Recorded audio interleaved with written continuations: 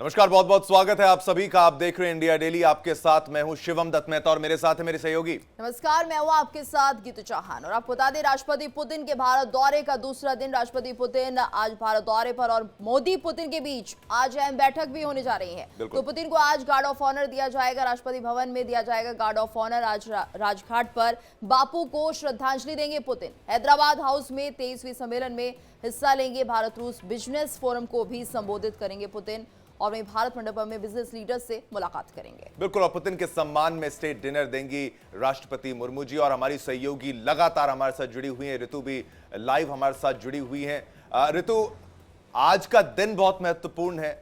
Putin और मोदी की दोस्ती की मिसाल दी जाती है। जब भी मुलाकात होती है तो कोई ऐसी मुलाकात नहीं है कि भाई उसमें फॉर्मेलिटी होगी, वो तमाम चीजें। दो दोस्त मिलते हैं, आते हैं, गले मिलते हैं और एक दोस्ती की मिसाल पेश होती है। और हर बुरे वक्त में रूस भारत के साथ खड़ा था, खड़ा है और ऐसी उम्मीद की जाती है कि आगे भी खड़ा रहेगा, चाहे दुनिया खिलाफ क्यों ना हो जाए। क्या कुछ खास है आज के दिन में ऋतु? बिल्कुल शिवम, जिस तरीके से आपने शुरुआत में ही कह दिया है कि ये दोस्ती जो है, ये दोस्ती ही अपने आप में मिसाल है, एक एग्जाम्पल सेट करती है पूरे वर्ल्ड पर, पूरे इंटरनेशनल फोरम पर कि किस तरीके से साझेदार कदम बढ़ाते हुए भी कूटनीति स्पष्ट रखी जा सकती है। कूटनीति आप कर सकते हैं, जियोपॉलिटिकल चीज़ों को लेकर के बात भी स्पष्ट होती है। और ऐसे में आपको बता दें, रूस भारत के जो रिश्ते हैं वो शुरू से ही इसी तरीके से रहे हैं, शुरू से ही ऐसे ही रहे हैं और हमेशा ऐसे रहेंगे। ऐसी जो बात है वो कहीं भी जाती है। लेकिन इस वक्त अगर हम देखें, क्योंकि पुतिन का दौरा भारत में है और पुतिन जब भारत की सरजमी पर है, सबसे इंपॉर्टेंट हो जाता है कि दोनों देश आगे कैसे बढ़ रहे हैं, इग्नोर करते हुए कि पूरी जियोपॉलिटिकल वर्ल्ड में क्या हो रहा है, कैसी चीजें चल रही है, कैसे यहाँ पर प्रेशर क्रिएट किया जा रहा है। चाहे बात हम वॉशिंगटन की करें, अमेरिका की करें, ट्रम्प की करें, या फिर हम बीजिंग की बात करें, चाइना की करें।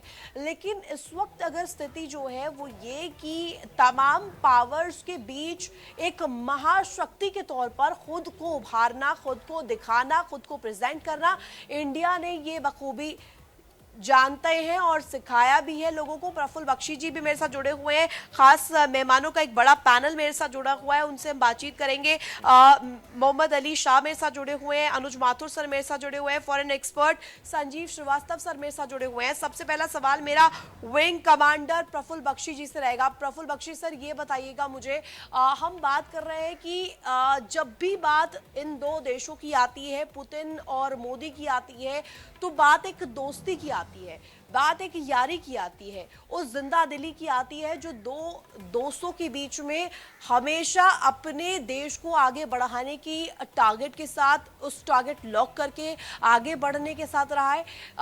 अनटिल एंड अनलेस हम देखते हैं कि जिस तरीके से हम स्थिति देख पा रहे हैं, जो रशिया यूक्रेन वॉर है उसको हम इग्नोर करें एक मिनट के लिए, लेकिन प्रेशर जो क्रिएट किया जा रहा है जियोपॉलिटिकल वर्ल्ड में, वो भी दूसरा हिस्सा है।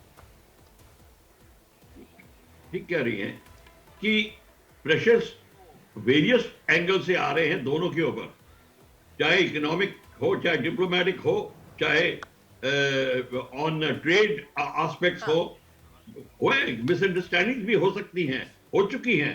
पर रशिया और इंडिया की दोस्ती का मतलब ये है कि रशिया नोज कि इंडिया के वीक पॉइंट्स कहाँ हैं और कहाँ मैं उनकी मदद इन एडवांस कर सकता हूं।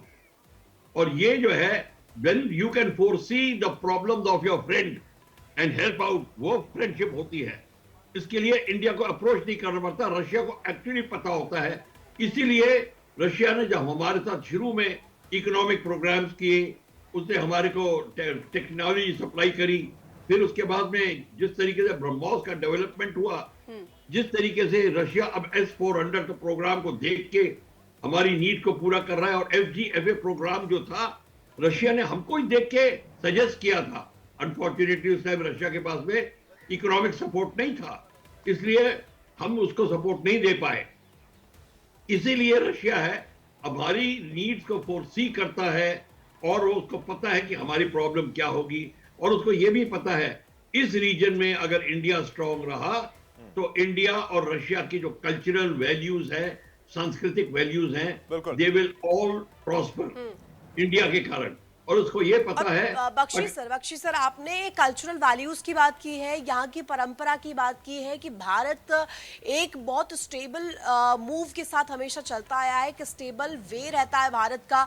लेकिन इसके साथ साथ ये भी जानना बेहद जरूरी है, क्योंकि हम रशिया की जब भी बात करते हैं तो राइट फ्रॉम द इंडिपेंडेंस हम 1947 से देखते हैं कि भारत ने कभी किसी फॉरेन हेल्प की जरूरत उसको नहीं पड़ी है। फॉरेन हेल्प की जरूरत in the sense for development, कोई सक्सेस के लिए, भारत के विकास के लिए कभी भी किसी फॉरेन हेल्प, किसी हैंड की जरूरत भारत को नहीं पड़ी है।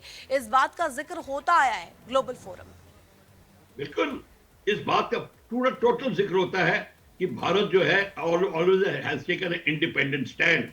पर यह नहीं कि भारत ने को अगर टेक्नोलॉजी की जरूरत पड़ी है तो उसने टेक्नोलॉजी की मांग करी है, पर उसने but it was not because of anything कि अगर आपने नहीं दिया तो मैं आपकी दोस्ती तोड़ दूंगा, या कोई कंडीशन लगाई या कुछ किया ना, किसी ऐसे हमसे रेसिप्रोकेट किया।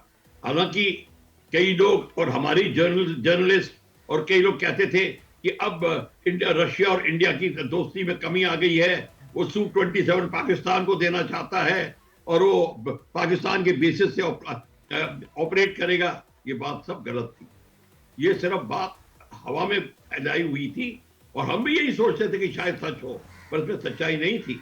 हाँ, रशिया इंडिया को अगर कोई आपत्ति ना होती और इंडिया अगर को थ्रेट ना होता, इसलिए रशिया बिल्कुल। और मुझे अली शाह सर ने भी ज्वाइन किया है। अली शाह सर से भी मैं एक सवाल लेना चाहूंगी बख्शी सर, इसी को लेकर के, इसी पॉइंट ऑफ व्यू को मैं उनसे भी समझना चाहूंगी।